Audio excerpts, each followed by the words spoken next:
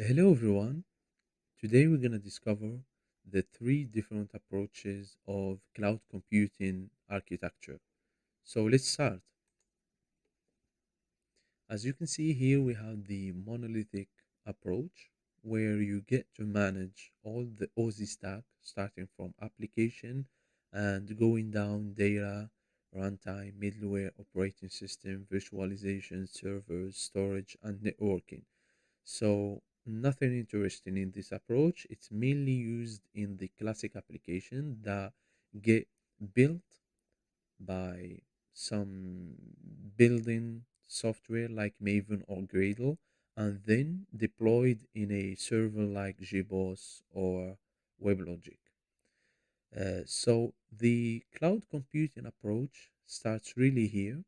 As you can see in the infrastructure as a service, you get to manage just the application, data, runtime, middleware, and operating system, while the other stack is managed by the vendor, be it Amazon, Microsoft, Pivotal, Cloud Foundry, etc.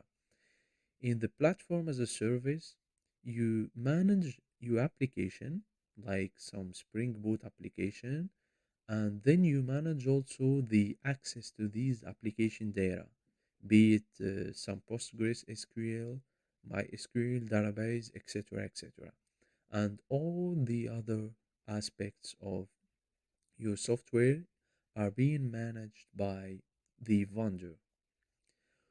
The software as a service is likely the one that you are the most familiar with. So here you don't really deal with the technicality, but you just use the software. Like some examples are YouTube application, Facebook, etc., etc. So let's go with a little bit of examples. As you can see here, the infrastructure as a service is being mainly managed by system administrators. Here are some examples. So the Google Cloud Platform, Alibaba Cloud, Microsoft Azure, Amazon Web Services, etc. While the platform as a service is mainly managed and used by developers who are really focusing on developing application. So they don't have to deal with the infrastructure, but they are really focusing on getting things done, be it developing the application and deploying it without really worrying with the infrastructure hurdle.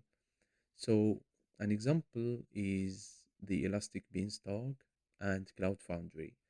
And the most famous one or the most familiar one by the average end user is the software as a service where you can use Facebook, Twitter, and other softwares in the internet.